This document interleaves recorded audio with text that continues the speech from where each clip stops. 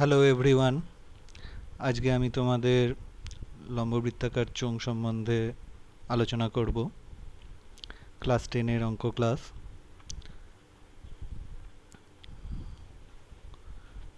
দেখো, আগে আমরা একটি ঘনবস্তু সম্বন্ধে পড়েছিলাম, সেটা হচ্ছে আয়তঘন।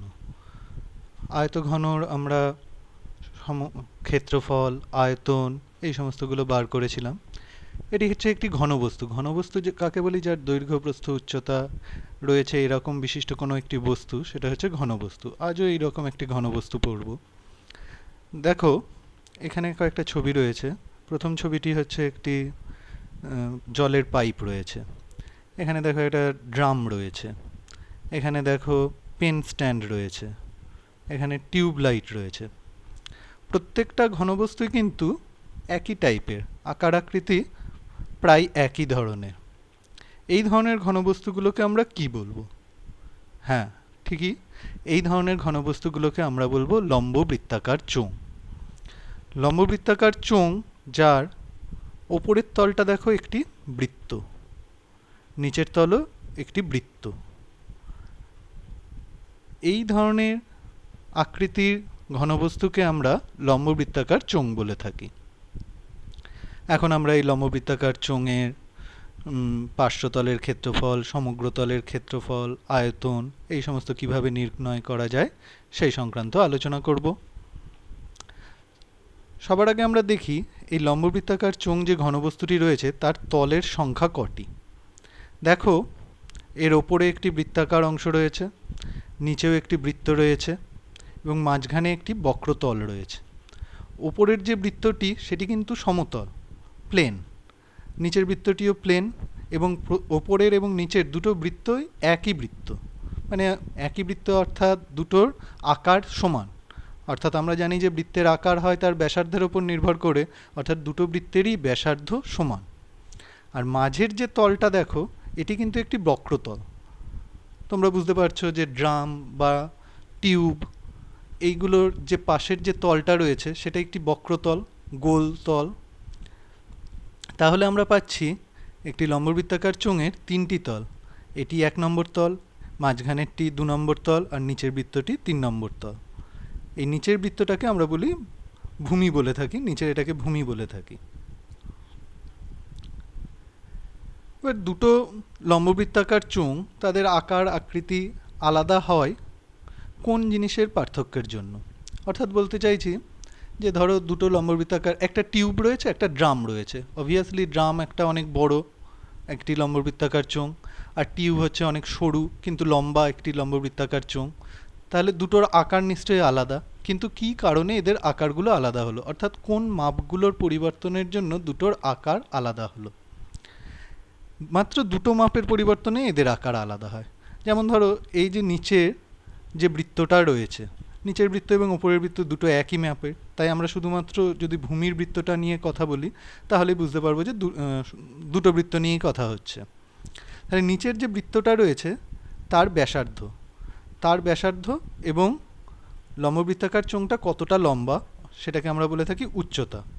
যেমন টিউবের ক্ষেত্রে তার উচ্চতাটা অনেক বেশি, ড্রামের ক্ষেত্রে সেই উচ্চতাটা অনেক খানিকটা কম।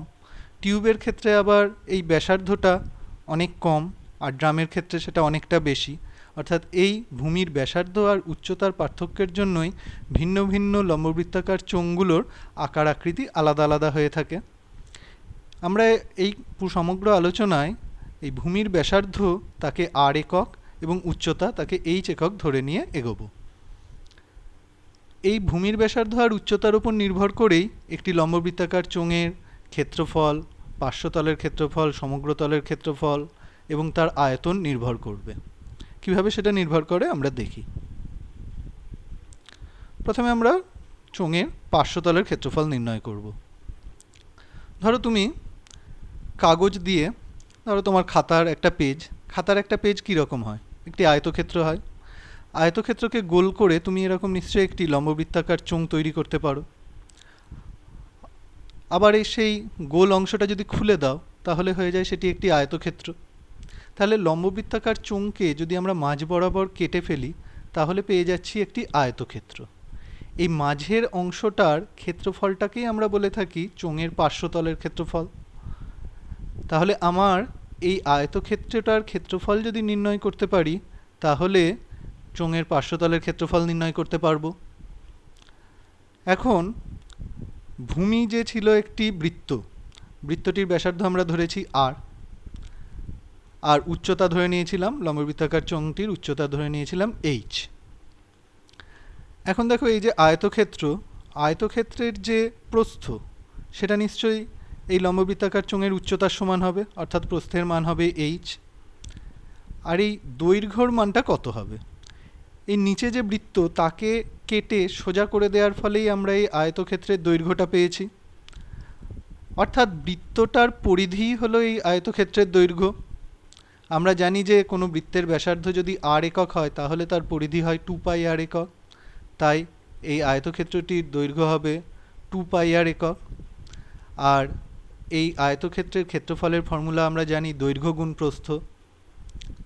তাহলে আমরা পেয়ে যাচ্ছি পার্শ্বতলের ক্ষেত্রফল সমান দৈর্ঘ্য, আয়তক্ষেত্রটির দৈর্ঘ্য 2πr ইন্টু প্রস্থ, এখানে হচ্ছে h, তাহলে 2πr ইন্টু h বর্গ একক, অর্থাৎ 2πrh বর্গ একক। তাহলে চোঙের পার্শ্বতলের ক্ষেত্রফল হয়ে গেল 2πrh বর্গ একক। একটা উদাহরণ দেখো, একটি লম্ববৃত্তাকার চোঙের ভূমির ব্যাসার্ধ রয়েছে 6 সেন্টিমিটার, উচ্চতা রয়েছে 21 সেন্টিমিটার। তাহলে চোঙটির পার্শ্বতলের ক্ষেত্রফল কত? এখন ভূমির ব্যাসার্ধ অর্থাৎ r এর মান এখানে 6 সেন্টিমিটার, উচ্চতা h এর মান 21 সেন্টিমিটার। তাহলে পার্শ্বতলের ক্ষেত্রফলের ফর্মুলা অনুযায়ী সেটি হয়ে যাচ্ছে 2πrh, অর্থাৎ 2 ইন্টু পায়ের মান বসিয়ে দিলাম, আমরা জানি পায়ের মান 22/7 ইন্টু r মানে 6, এখানে h মানে 21, এটাকে ক্যালকুলেশন করলাম, করে তাহলে পাচ্ছি 792, অর্থাৎ চোঙটির পার্শ্বতলের ক্ষেত্রফল হয়ে গেল 792 বর্গ সেমি। এরপর আমরা নির্ণয় করব চোঙটির সমগ্রতলের ক্ষেত্রফল। সমগ্রতলের ক্ষেত্রফলের অর্থ এই চোঙটির বাইরের দিক থেকে মোট যতখানি জায়গা জুড়ে রয়েছে চোঙটি, অর্থাৎ মোট যতখানি শীট রয়েছে। একটা চোঙ বানাতে গেলে হয়তো কোনো একটা লোহার শীট দিয়ে চোঙ বানানো হয়েছে, বা হয়তো কাগজ দিয়ে যদি চোঙটা বানানো হয়ে থাকে, সেই কতখানি কাগজ লেগেছে সেটাই হচ্ছে এই চোঙটির সমগ্রতলের ক্ষেত্রফল। তাহলে কাগজ দিয়ে যদি চোঙ বানাই, তাহলে আমাদের কি প্রয়োজন? এই মাঝের অংশটা বানাতে হবে, যেটা গোল করে কাগজটা বানাবো। আবার উপরে এবং নিচে দুটো বৃত্তাকার কাগজও জুড়ে দিতে হবে। তাহলে আমার এই যে 3টি তল পেলাম, এই 3টি তলের যে ক্ষেত্রফল হবে, মোট যে ক্ষেত্রফল হবে, সেটাই হচ্ছে লম্ববৃত্তাকার চোঙটির সমগ্রতলের ক্ষেত্রফল। তা আমরা আগেই তার চোঙটির পার্শ্বতলের ক্ষেত্রফল বার করেছি, সেটি হয়েছে 2πrh। আর তাহলে পার্শ্বতলের ক্ষেত্রফলের সাথে আমাকে এই যে দুটি বৃত্ত রয়েছে ওপরে এবং নিচে, সেই বৃত্ত দুটির ক্ষেত্রফল যোগ করলেই সমগ্রতলের ক্ষেত্রফল পাবো। তাহলে সেই দুটির ক্ষেত্রফল হচ্ছে, আমরা জানি বৃত্তের ব্যাসার্ধ যদি r একক হয়, তাহলে বৃত্তের ক্ষেত্রফল হয় πr²। এখানে দুটো বৃত্ত রয়েছে, তাই দুটো বৃত্তের মোট ক্ষেত্রফল হবে 2πr²। তাহলে সমগ্রতলের ক্ষেত্রফল হয়ে গেল 2πrh প্লাস 2πr², এত বর্গ একক, কারণ কোনো ক্ষেত্রফলের একক সবসময় বর্গ একক হয়। দুটো থেকে যদি আমরা 2πr কমন নিই, পড়ে থাকছে h প্লাস r, তাহলে 2πr into h plus r, এত বর্গ একক।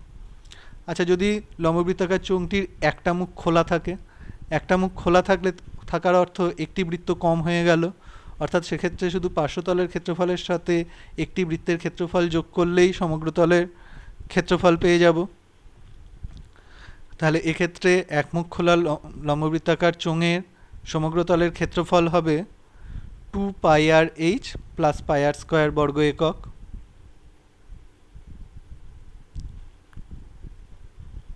একটা উদাহরণ দিয়ে দেখি, যে একটি নিরেট চোঙের ভূমির ব্যাসার্ধ রয়েছে 7 সেন্টিমিটার আর উচ্চতা 44 সেন্টিমিটার। তাহলে চোঙটির সমগ্রতলের ক্ষেত্রফল কত? যেহেতু একটি নিরেট চোঙ, তাহলে এর ওপরের তলটিও রয়েছে, নিচের ভূমির তলটিও রয়েছে। তাহলে এখানে আমাদের চোঙটির ব্যাসার্ধ, ভূমির ব্যাসার্ধ r সমান 7 সেন্টিমিটার, উচ্চতা h সমান 44 সেন্টিমিটার। তাহলে সমগ্রতলের ক্ষেত্রফল হয়ে যাচ্ছে 2πr into h plus r। তাহলে আমরা মানগুলো বসিয়ে দিলাম, পায়ের জায়গায় 22/7, r এর মান 7, h এর মান 44 এবং r এর মান এখানে বসিয়েছি 7, এত বর্গ সেমি। যেহেতু ক্ষেত্রফল, তাই তার একক হবে বর্গ সেমি। ক্যালকুলেশন করে আমরা পাচ্ছি 2244 বর্গ সেমি। অর্থাৎ চোঙটির সমগ্র তলের ক্ষেত্রফল 2244 বর্গ সেমি। এরপর আমরা চোঙের আয়তন নির্ণয় করতে যাই। চোঙের আয়তন নির্ণয় করার জন্য আমরা চোঙটিকে খুব ছোট ছোট অংশে এরকম স্লাইস করে কেটে ফেলি। এক একটা অংশতে কেটে ফেলছি, অনেকগুলো অংশে এরকম চোঙটাকে কেটে ফেললাম ধরো। তাহলে প্রত্যেকটা অংশ এক একটা বৃত্তাকার স্লাইড। এর উচ্চতা অর্থাৎ বেধটা ভাবি খুব কম, অর্থাৎ এটা খুবই পাতলা এক একটা বৃত্ত।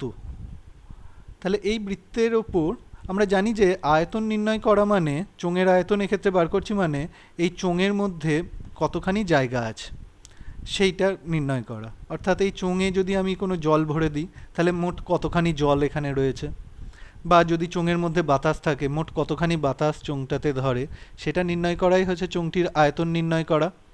তাহলে চোঙটির আয়তন নির্ণয় করব। এবার প্রত্যেকটা এরকম স্লাইডে, ছোট ছোট স্লাইডে চোঙটাকে ভাগ করে দিয়েছি। এক একটা স্লাইডের উচ্চতা খুব ছোট। তাহলে এই এক একটা স্লাইড হচ্ছে এক একটা বৃত্তাকার অংশ, যে বৃত্তের ব্যাসার্ধ হচ্ছে r একক। তাহলে এই বৃত্তটার ক্ষেত্রফল কত? πr square. তাহলে যেহেতু এর উচ্চতা খুব কম, তাহলে এর আয়তন হচ্ছে ওই πr স্কোয়ার। তাহলে এই রকম অনেকগুলো স্লাইডে এটাকে ভাগ করা আছে। ধরে নিই h সংখ্যক, যেহেতু চোঙটির উচ্চতা h, ধরে নিচ্ছি যে h সংখ্যক স্লাইডে ভাগ করা আছে, অর্থাৎ এক একটি স্লাইডের উচ্চতা 1 একক। তাহলে লম্ববৃত্তাকার চোঙটির আয়তন হয়ে যাবে ভূমির যে ক্ষেত্রফল অর্থাৎ πr স্কোয়ার, তার সাথে মোট যতগুলো চোঙ রয়েছে, যতগুলো স্লাইড রয়েছে, সেটাই হচ্ছে এই উচ্চতাটা অর্থাৎ h। তাহলে πr স্কোয়ারের সাথে h গুণ করলেই আমরা চোঙটির আয়তন পেয়ে যাব। তাই লম্ববৃত্তাকার চোঙটির আয়তন হয়ে গেল πr স্কোয়ার h ঘন একক। একটা উদাহরণ দেখে নিই, যে 14 সেন্টিমিটার উচ্চতা বিশিষ্ট আর 10 সেন্টিমিটার ব্যাসার্ধ বিশিষ্ট চোঙের আয়তন কত? তাহলে ভূমির ব্যাসার্ধ এখানে r এর মান 10 সেমি, উচ্চতা h হচ্ছে 14 সেমি। তাহলে আয়তন হয়ে গেল πr স্কোয়ার h। তাহলে পায়ের মান বসালাম 22/7, r এর মান 10 স্কোয়ার, তাহলে h এর মান 14, 10 স্কোয়ার মানে 10 গুণ 10। এবার এটাকে ক্যালকুলেশন করলাম, করে পেয়ে যাচ্ছি 4400। তাহলে চোঙটির আয়তন পেয়ে গেলাম 4400 ঘন সেমি। এবার দেখো একটা ফাঁপা চোঙ রয়েছে, চোঙটি ফাঁপা অর্থাৎ মাঝখানে কিছু নেই। তাহলে এই যে ওপরে এবং নিচে যে দুটো বৃত্ত তৈরি হচ্ছে, তাহলে দুটো বৃত্ত তৈরি হচ্ছে, এই যে একটা বাইরের বড় বৃত্ত আর ভেতরের একটা ছোট বৃত্ত। এই বাইরের বৃত্তটাকে আমরা বহির্বৃত্ত বলে থাকি আর ভেতরের বৃত্তটাকে অন্তর্বৃত্ত বলে থাকি। এখন এই বাইরের বৃত্তটার ব্যাসার্ধ তাকে আমরা ক্যাপিটাল R দিয়ে লিখছি, আর ভেতরের যে ছোট বৃত্তটা তার ব্যাসার্ধকে স্মল r দিয়ে লিখছি। তাহলে এই ফাঁপা চোঙটার বাইরের ব্যাসার্ধের দৈর্ঘ্য ধরলাম ক্যাপিটাল R একক, ভেতরের ব্যাসার্ধের দৈর্ঘ্য স্মল r একক, আর উচ্চতা ধরে নিচ্ছি h একক। তাহলে ফাঁপা চোঙটির আয়তন কত হবে? তাহলে ফাঁপা চোঙটির আয়তন হচ্ছে এই যে বড় চোঙটি রয়েছে তার আয়তন থেকে ভেতরের ছোট চোঙটির আয়তনকে বিয়োগ করলেই আমরা ফাঁপা চোঙটির অর্থাৎ মাঝখানের ফাঁকা অংশটার আয়তন পেয়ে যাব। তাহলে আমরা পেয়ে যাচ্ছি পাই capital R square h minus পাই স্মল r স্কোয়ার h এত ঘন একক। সেটাকে আমরা কমন নিয়ে নিচ্ছি, পাই h কমন নিয়ে নিলাম। তাহলে পাই h into capital R square minus small r square এত ঘন একক। সেটা হয়ে গেল ফাঁপা চোঙটির আয়তন। এখন আমরা ফাঁপা চোঙটির ভেতরের ও বাইরের বক্রতলের ক্ষেত্রফল কত নির্ণয় করব। তাহলে এই যে বাইরের তলটি রয়েছে এর ক্ষেত্রফল, বাইরের যে শুধু বক্রতল অর্থাৎ পাশের যে তল তার ক্ষেত্রফল, পার্শ্বতলটার ক্ষেত্রফল বার করব, এবং ভেতরের যে ছোট আরেকটি লম্ববৃত্তাকার চোঙ দেখতে পাচ্ছি তার ভেতরের তলটির ক্ষেত্রফল নির্ণয় করব। সেই দুটো ক্ষেত্রফলের যোগফলই হবে আমার মোট বক্রতলের ক্ষেত্রফল।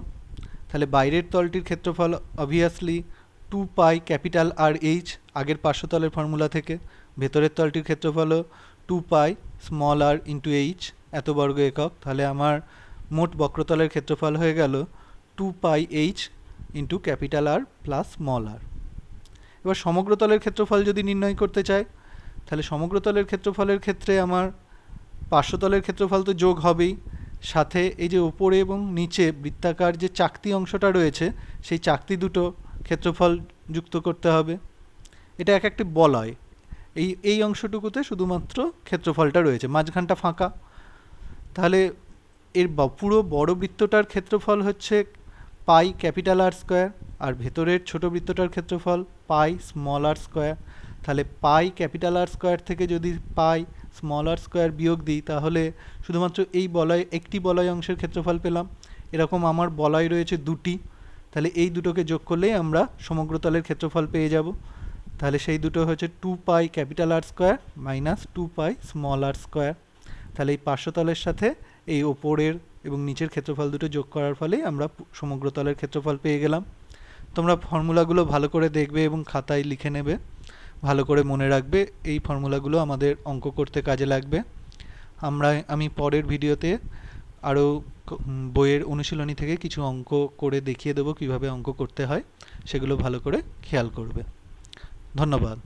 ভালো থেকো, সুস্থ থেকো।